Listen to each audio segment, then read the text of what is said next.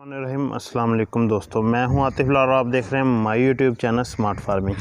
Smart farming में आज एक नई वीडियो के साथ आप लोगों की खिदमत में हाज़िर हूं जी। तो आज का हमारा जो टॉपिक है वो है वैक्सीन। बकरियों की वैक्सीन होती क्या है, असल में वैक्सीन क्या होती है बकरियों की या दूसरे जानवरों की, तो हम उस पर तफसील के साथ आप लोगों के साथ बात करेंगे। तो काइंडली आप दोस्तों से रिक्वेस्ट है कि चैनल को सब्सक्राइब कर ले, वीडियो को लाइक एंड शेयर करना मत भूल। सब्सक्राइब के बाद साथ जो बेल आइकन का बटन है उसे ज़रूर प्रेस कर दे ताकि आने वाली वीडियो का नोटिफिकेशन आपको मिलते रहे। तो अब हम चलते हैं अपने टॉपिक की तरफ।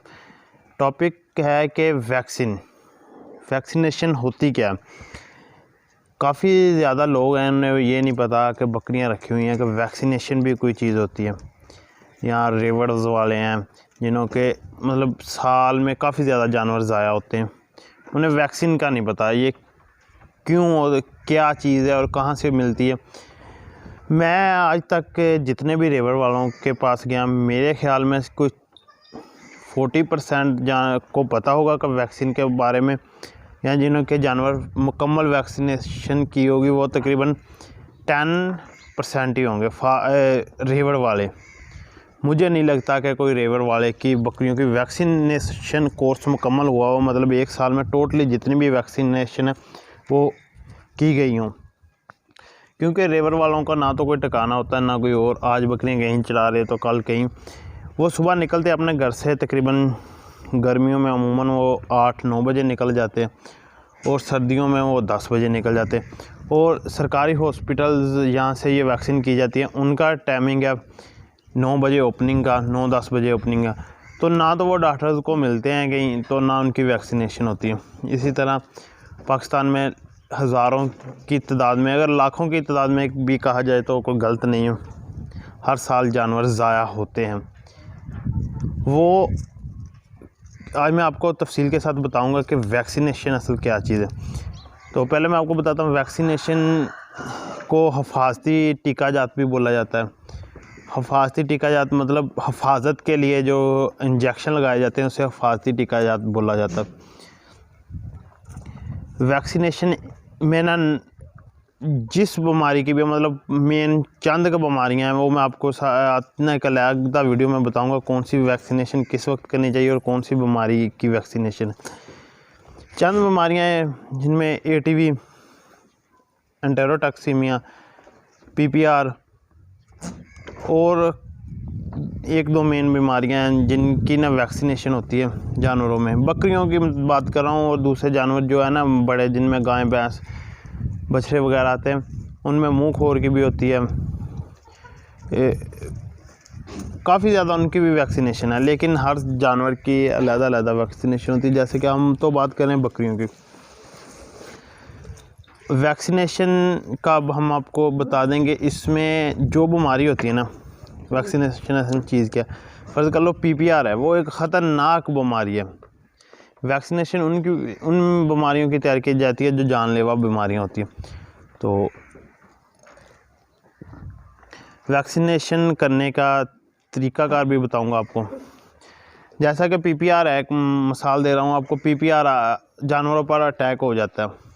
अगर आप PPR की वैक्सीन करवा दे तो अगर आपके जानवरों के मतलब 100 में से 50% चांस है ना बचने के, तो 50 भी नहीं रहेंगे, वो जानवर पक्का ज़ाया। कोई किस्मत वाला ही होगा तो बचेगा, नहीं तो वो जानवर ज़ाया। क्योंकि बीमारी में वैक्सीनेशन करवाना बहुत ही मतलब गलत फ़ैसला है या बहुत ही पागलपन है। जैसे कि वो आपको बताता हूँ वजह क्या है। वैक्सीनेशन एक ऐसी चीज़ है, मतलब ये जो बीमारी होती है ना उसके मतलब उसके कुछ इन्होंने जरासीम होते हैं जिसे नाम मुआदा, मतलब ना वो मरे होते हैं और ना ही वो ज़िंदा होते हैं।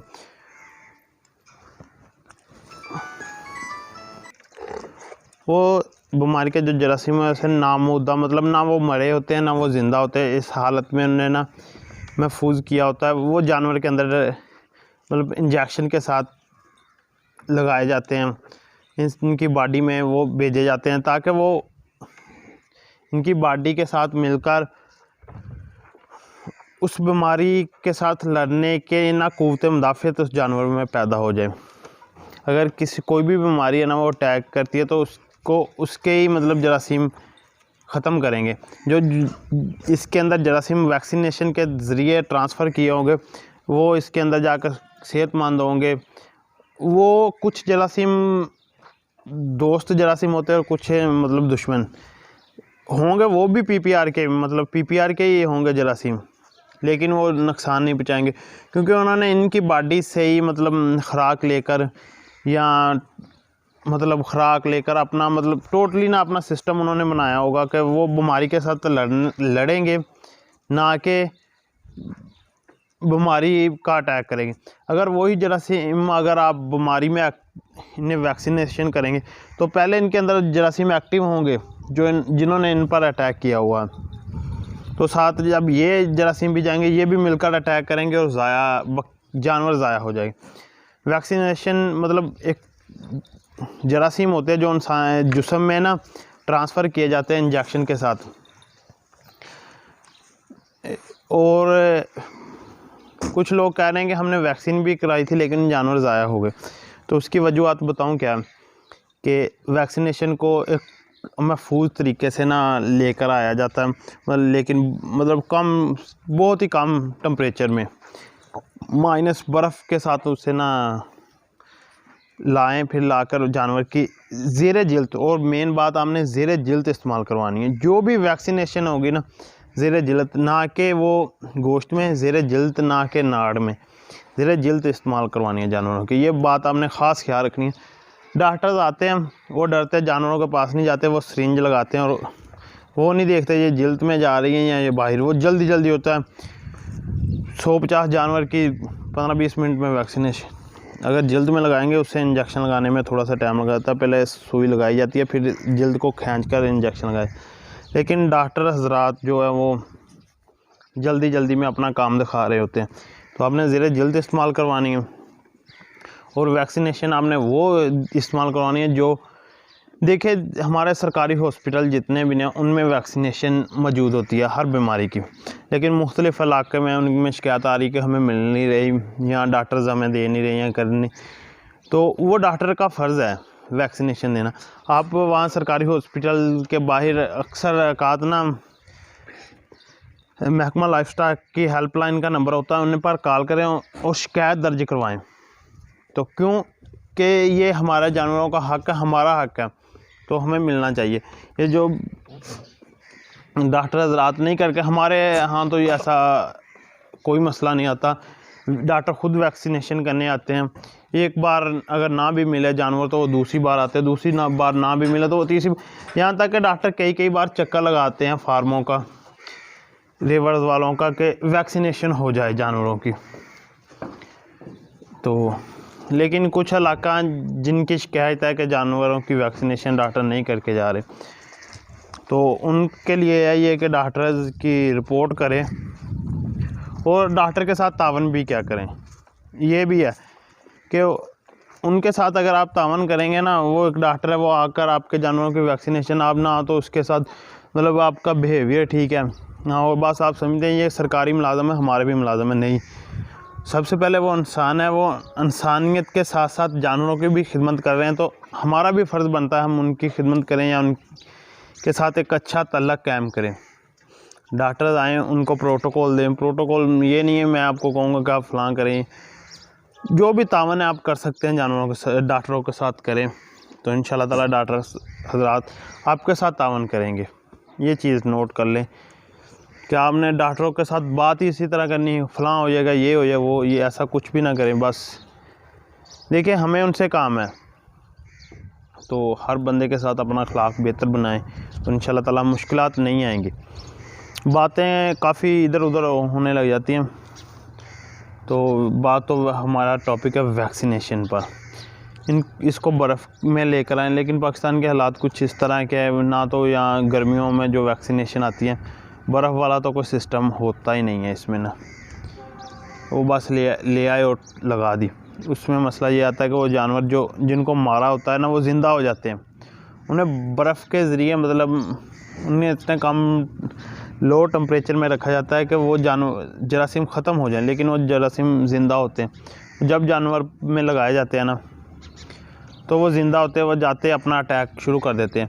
तो आपने कोशिश करनी है कि वैक्सीनेशन वो इस्तेमाल करवाएं जिसको आपने महफूज तरीक़ों से बर्फ़ के साथ आई हो।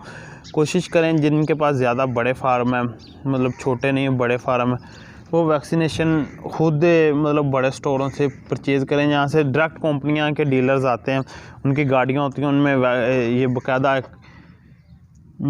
बर्फ़ के साथ आती है वैक्सीनेशन, हम वहाँ से लें। और वैक्सीनेशन इस्तेमाल जब भी करवानी है ना, वो सुबह के वक्त से भी बेहतर है अगर आप शाम के वक्त करवाएं, क्योंकि रात को मौसम ठीक हो जाता है। जैसा वह कि आयोमैक्ट इंजेक्शन है ना, रात को इस्तेमाल किया जाता है, उसके रिज़ल्ट अच्छे हैं। इसी तरह वैक्सीनेशन को भी रात के वक्त इस्तेमाल करेंगे तो इनके रिज़ल्ट अच्छे। और छोटी सी बात, अब बच्चों को वैक्सीनेशन कब करनी चाहिए? जो बच्चे दूध पी रहे हैं उनको तो ज़रूरी नहीं है। क्यों? क्योंकि 2 माह तक बच्चे को तो दूध हर बंदा पिला रहा है, लेकिन मैं तो चलो खैर ज़्यादा भी है, कुछ लोग ज़्यादा भी पिला रहे हैं। 2 माह तक जो बंदा दूध पिला रहा है ना, जब उसकी माँ की वैक्सीनेशन होगी तो वो दूध के ज़रिए असर उसके बच्चों पर भी होगा। इसी तरह 2 माह के बाद बच्चों को वैक्सीनेशन करवाएं। उसकी भी एक वजह है कि बच्चों में पहले इतनी ज़्यादा क़ुव्वत मुदाफ़ियत नहीं होती कि वो उन जरासीम को होल्ड कर सकें, कि उनको अपनी बॉडी के साथ अटैच कर सकें, उनमें फिर बीमारी ज़्यादा अटैक करती है। तो आपने कोशिश करनी है कि 2 माह के बाद बच्चों को वैक्सीनेशन करवानी है। तो ये चीज़ों का ख़ास ख्याल रखें। इंशाल्लाह ताला नेक्स्ट वीडियो में हम आपको बताएंगे कि वैक्सीनेशन, नेक्स्ट वीडियो खैर नई वीडियो बनाएंगे कि वैक्सीनेशन कब और किस वक्त ज़रूरी है, कौन कौन सी वैक्सीनेशन किस वक्त करनी चाहिए। जो बातें इस वीडियो में रह गई हम उस वीडियो में आप लोगों के साथ शेयर करेंगे। तो काइंडली आप दोस्तों से रिक्वेस्ट है कि आपको कोई भी मशवरा लेना होता है तो आप हमारे व्हाट्सएप पर मैसेज किया करें, ना कि कॉल व्हाट्सएप पर किया करें। तो इंशाल्लाह ताला हम मिलेंगे नेक्स्ट वीडियो में, तब तक के लिए अल्लाह हाफ़िज़।